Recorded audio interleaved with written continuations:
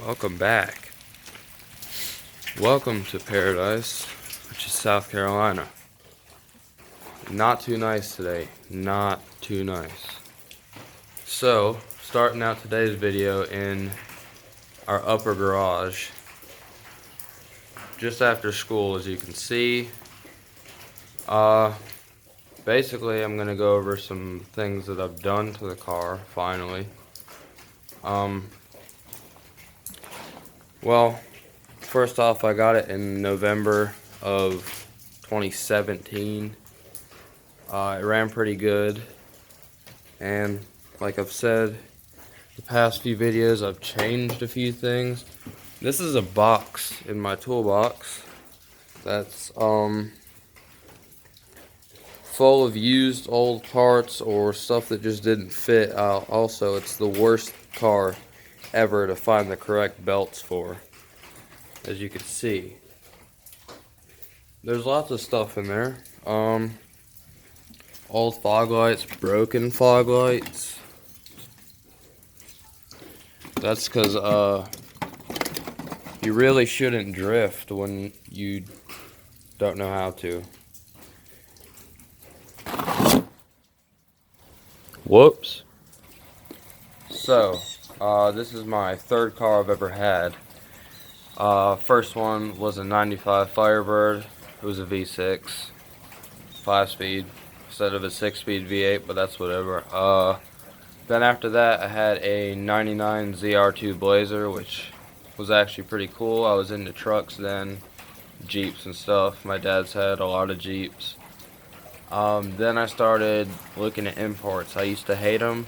I thought they were all ricers and crappy and slow, till I looked into them. I originally was into, like, probably the first one I was really into that I wanted was a 350Z, and started looking into them. I kind of lost interest in like their looks and stuff, stock anyways, but who keeps their car stock? Anyways, after that I went to the G35, which, if you guys know, it's basically the Infiniti 350Z, kind of. Same engine and everything, just more classy, kind of. Not as sporty. I was really into those. I kept looking for those, and then my dad found a roller chassis for a 300ZX. It was $1,000. We didn't get that, obviously. That's originally what got me into them, though. I had already liked them. I thought they were good looking cars, and plus the headlights are all full Lamborghini, so you can't go wrong, really. That was a joke. Anyways, so yeah, once I got that, drove it for about a month, and then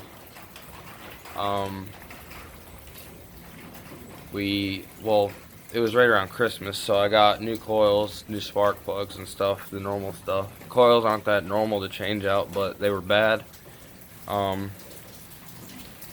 So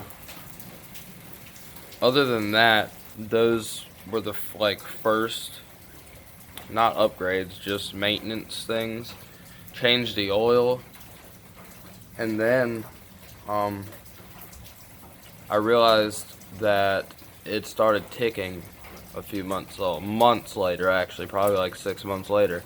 It had a lifter tick. It wasn't a knock, and I was like, well, it was getting worse too. I was like, this isn't good.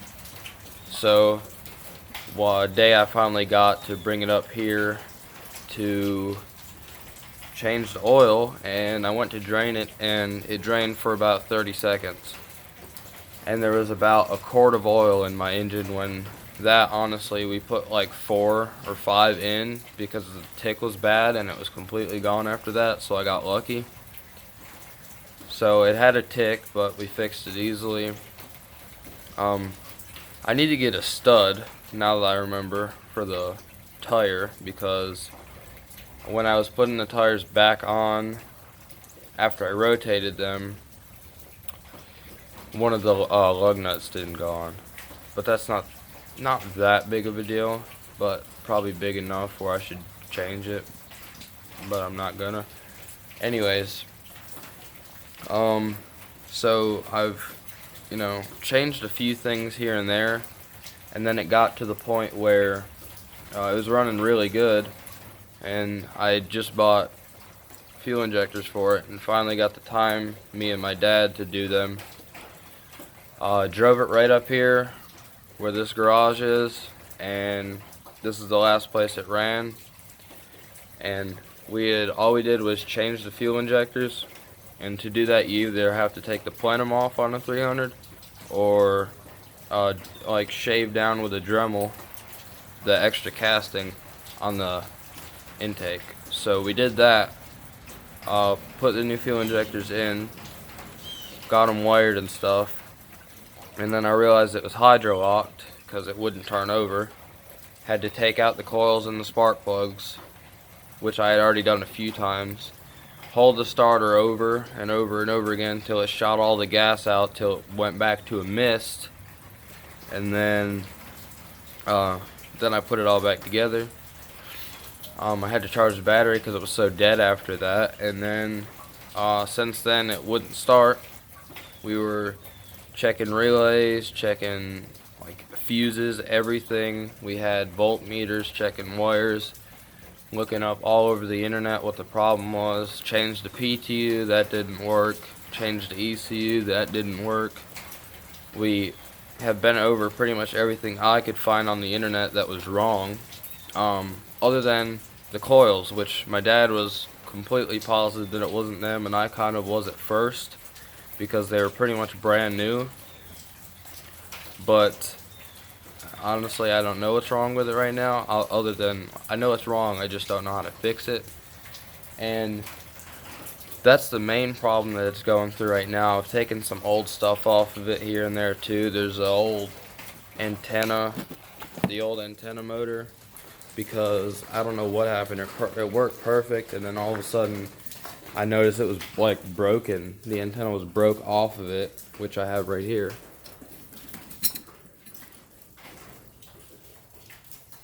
Well, there's a bunch of stuff in there. I can't get it out right now.